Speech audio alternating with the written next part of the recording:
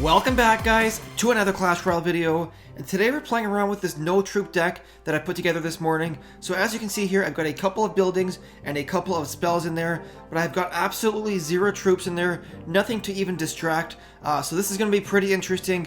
I do have a couple of replays to show you guys, and then I'm going to finish up with a live battle for you all. So let's go ahead to some replays. So here we are, guys, with the first replay. We're facing a level 8 here inside the Royal Arena. Now, I will be honest with you guys, this is not a serious trophy pushing deck. This is just something that I put together for fun, just to test out to see if it actually does work.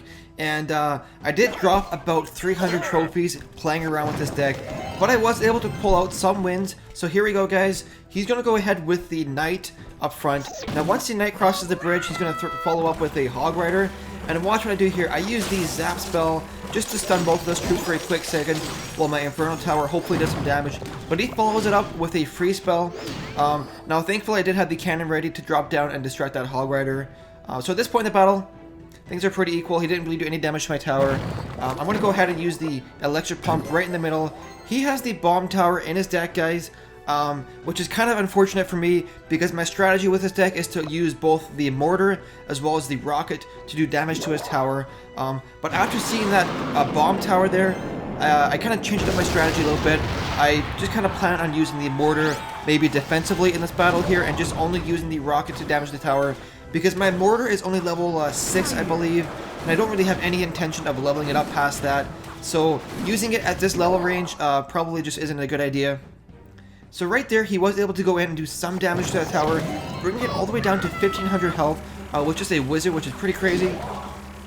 But he's going to try and go in there with the Hog Rider. The Inferno Tower will melt it pretty quickly. And right here, I do use the mortar, but like I said, it's pretty weak. Now, the only reason that I use the mortar there is because the bomb tower was pretty low and about to die.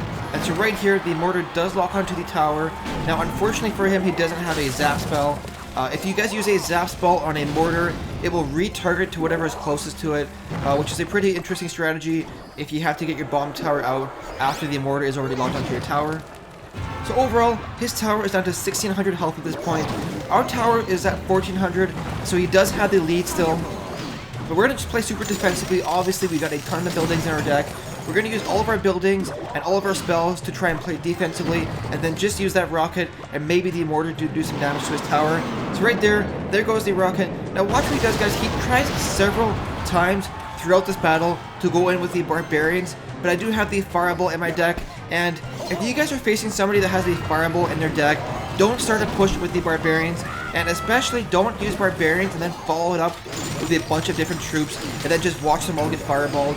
Because if you make that mistake once, that's fine, but you have to adapt your strategy. Because as you can see right there, he goes in once again with the barbarians, and he just keeps making the same mistake over and over, using trying to do the barbarian push.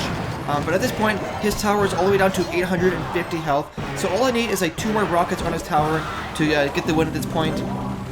So right here, he's going to try and do a push with some archers and a knight, but unfortunately for him, I just have way too many defenses set up.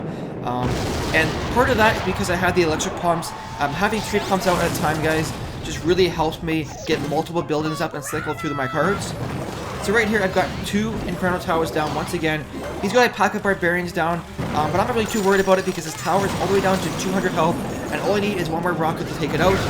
So there we go. We did get the 1 crown victory. Let's go ahead to the next replay here, guys. So here we are, guys, with the next replay. We're facing another level 8 here, and he was using a very interesting strategy, which is part of the reason why I won this battle. Now, like I said earlier, with this deck, I kind of lost about 300 trophies. In fact, the only battles that I actually won were when my opponent made repeated mistakes, like in the last replay, or in the case of this replay, where my opponent was just using a silly strategy. He has the Royal Giant, the Knight, and the Skeletons in his deck, and those are his only 3 troop cards, guys. He also has 3 defensive buildings, as well as 2 spells, but take a look at this. His Royal Giant is only level 2, and a level 2 common at this trophy range really just doesn't cut it, because watch how fast this cannon damages this Royal Giant. With the help of a couple of mortar shots, we're able to take out that Royal Giant pretty quickly, and the Royal Giant does cost 6 elixir, so it is a pretty big investment to die pretty quickly for him. So that mortar was able to get one hit off on that tower. Now watch what I do right here. I make a huge mistake. I use the rocket on the right-hand tower, which was pretty stupid because his tower on the left-hand side already was pretty weak, was already weakened by the mortar. So I should have just been focusing on that one tower. Now he tries to use the fireball to damage my tower there, but I also think he missed that elixir pump, which was a huge mistake on his part. So once again, we're going to start getting our defenses set up. We have the Inferno Tower right in the middle there.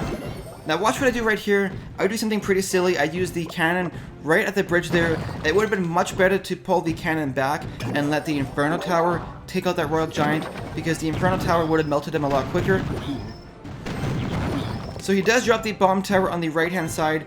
So I'm going to go in with the mortar on the left hand side, guys. Try and get some damage done to that tower on the left. But like I said, the tower on the right is actually weaker at this point.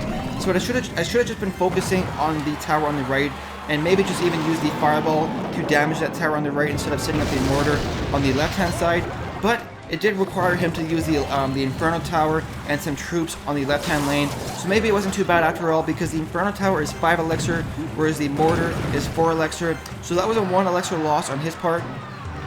So now that that bomb tower has died on the right-hand side, I'm going to set up that mortar once again on the right-hand lane. Now unfortunately, just a fraction of a second before that mortar locked onto his tower, he did go ahead with the bomb tower right in front of it to distract it.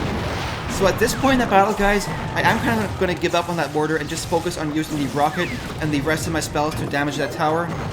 So his tower is all the way down to 1,000 health at this point. All I need is like 2 more rockets and a couple of fireballs. So like I said, I'm going to give up on the mortar, on the offensive mortar, sorry. Just use it on defense here. Now I do have the rocket up once again. His tower is all the way down to 600 health here. And it's pretty much a good game at this point. Both of my towers are above 2,000 health. He is going to go in with the fireball once again. And at this point in the battle, guys, all I'm really going to do is just use my rocket one more time to win the battle. And like I said earlier, I don't think he was playing a serious strategy. I think he was just kind of messing around with some cards. But anyways, that's going to do it for this battle here. Let's try and fit in a live battle here.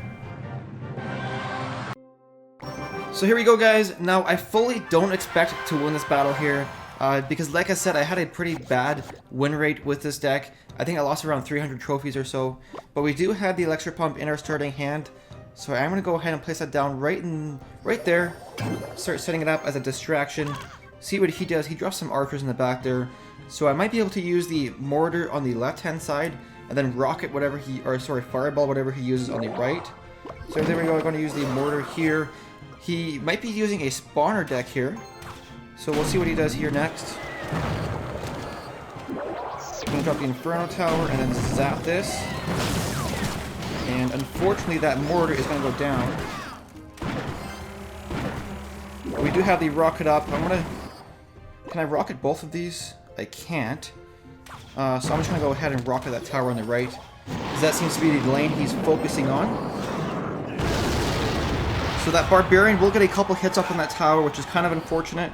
Gonna go ahead and set up a cannon here to defend, and then probably use my electric pump back in the corner here. I really need the elixir flowing to use this deck, guys, so I want to get multiple pumps out if I can. So the cannon is going to defend for a little bit there. I'm wondering if I should fireball here. He's going to fireball that, so I'm going to use the Inferno Tower right here, and then the zap to take those out. And I don't think I'll be able to use the mortar here, guys. So I might just go ahead and rocket all this. And then use the cannon right here. So the rocket will take out his Spear Goblin hut, which is pretty cool. And in fact, I might just use my mortar way in the back here for defensive. Because with those huts and with all those troops coming out, I don't think I'll be able to use the mortar offensively.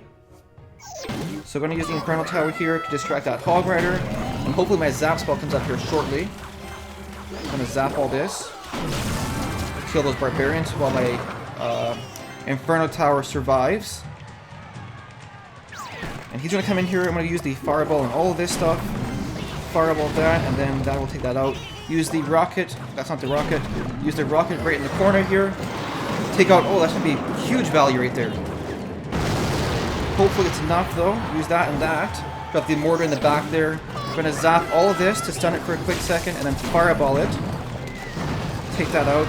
Now that Unfortunately, that Hog Rider will probably kill my tower. Nope. But one more fireball might do it. Going to use my Inferno Tower here. And then the cannon should set up right here so we can't fireball all of it together. Going to use my rocket once again in that corner there here shortly. And then I expect him to just kill me right here. So I'm probably going to lose this battle right here. I think I will. There you go, guys. So as you can see, this deck isn't the greatest. But like I said, I wasn't planning on trying to push trophies with it. Was just messing around, having some fun with an interesting strategy. Anyways, that's going to do it for today's video. I really hope you enjoyed it. If you did, don't forget to like and subscribe. Thank you so much for watching, guys, and we will see you in the next video.